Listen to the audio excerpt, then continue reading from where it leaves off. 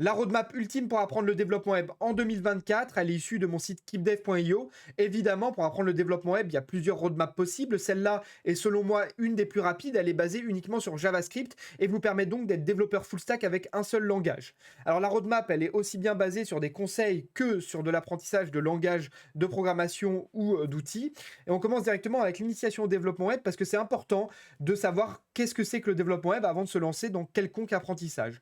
En suivant évidemment la préparation de son espace de travail, installer Visual Studio Code et pas mal d'autres choses comme ça qui vont permettre d'avoir un espace de travail cohérent pour apprendre à coder. Et enfin, quelques petits conseils pour réussir sa formation de développeur ou en tout cas à se former en tant que développeur, notamment comment ne pas baisser les bras et quels sont les problèmes les plus fréquemment rencontrés.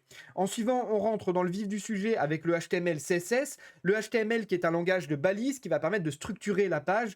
Donc par exemple, là, ce que vous voyez à l'écran, il y a du HTML. Par exemple, là, on est sur des boutons, c'est du HTML. Et en suivant, le CSS qui va permettre de designer le site. Donc le fait que le bouton soit violet, eh bien c'est du CSS. Donc vous êtes capable déjà, avec ce chapitre-là, de réussir à bâtir une page web pas dynamique, mais qui va permettre d'afficher des choses à l'écran. En suivant le SCSS, qui est un préprocesseur de CSS qui est très important. Alors un préprocesseur, c'est quoi? C'est tout simplement quelque chose qui va permettre de coder plus vite avec plus de fonctions le CSS et qui en suivant va être compilé en CSS parce que le navigateur, lui, ne sait qu'interpréter que le HTML, CSS au niveau, il ne sait pas interpréter le CSS.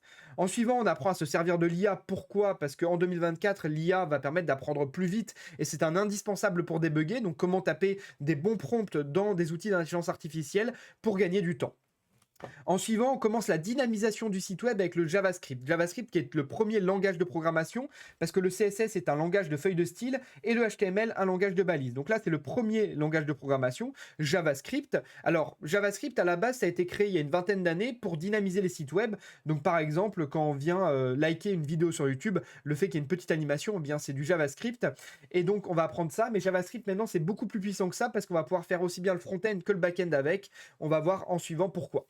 Donc on apprend le JavaScript, donc toutes les bases et même plus que les bases de JavaScript pour réussir à comprendre comment fonctionne ce langage de programmation. En suivant, on apprend Git et GitHub qui vont permettre notamment de faire du versionning de code et de travailler facilement en équipe. En suivant, on apprend les bases de Bash. Pourquoi les bases de Bash? Parce que on va souvent interagir avec le terminal de commande quand on est développeur, donc naviguer d'un dossier à un autre, supprimer un dossier, créer un dossier et faire quelques petites commandes serveur. C'est toujours important de connaître quelques petites commandes en Bash. Ensuite, on apprend la première librairie front-end qui est basée sur JavaScript et qui s'appelle React. Vous en avez peut-être entendu parler. Ça va permettre tout simplement de faire des front-end beaucoup plus rapidement et beaucoup plus solides avec une librairie qui est basée sur JavaScript et qui a été créée par Meta.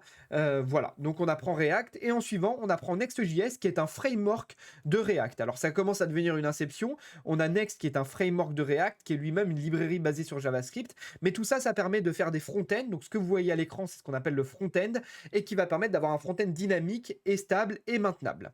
Et après, on peut aller sur React Native, qui est tout simplement le langage, enfin un framework de React qui va permettre de faire des applications mobiles natives. Oui, oui, vous pouvez faire des applications mobiles avec React et donc avec JavaScript. Et donc, on apprend ça. Comme ça, on est capable de faire aussi bien le front-end qu'une application mobile déjà à l'étape de ce parcours-là.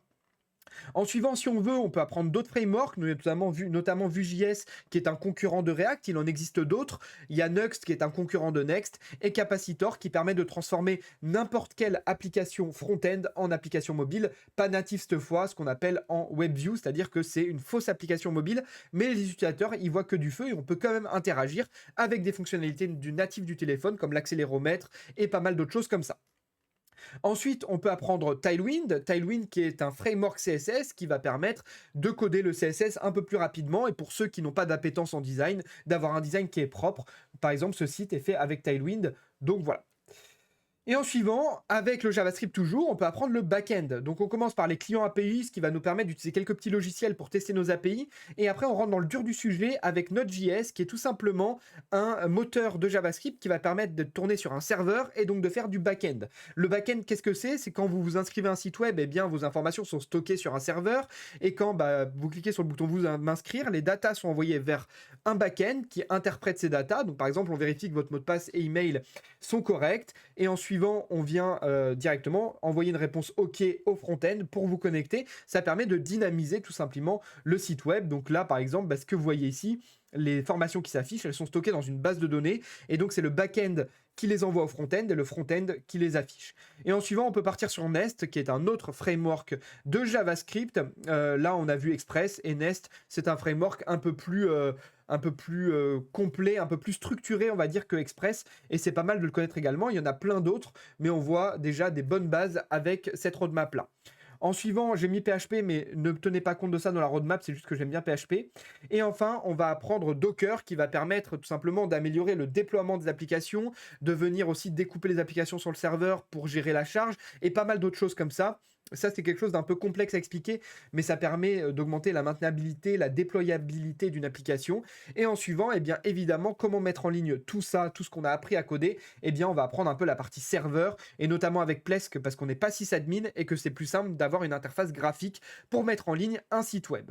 Et ensuite, on va apprendre éventuellement à comment devenir freelance ou trouver un emploi. Une fois qu'on a appris tout ça, eh bien, il va falloir commencer à travailler et gagner de l'argent. Et enfin, en suivant, on va apprendre directement les outils et VS Code pour améliorer son poste de travail. Donc voilà pour moi la roadmap ultime pour être développeur web en 2024. N'hésite pas à t'abonner et à poser des questions en commentaire si tu en as. C'était Keep Dev. Ciao.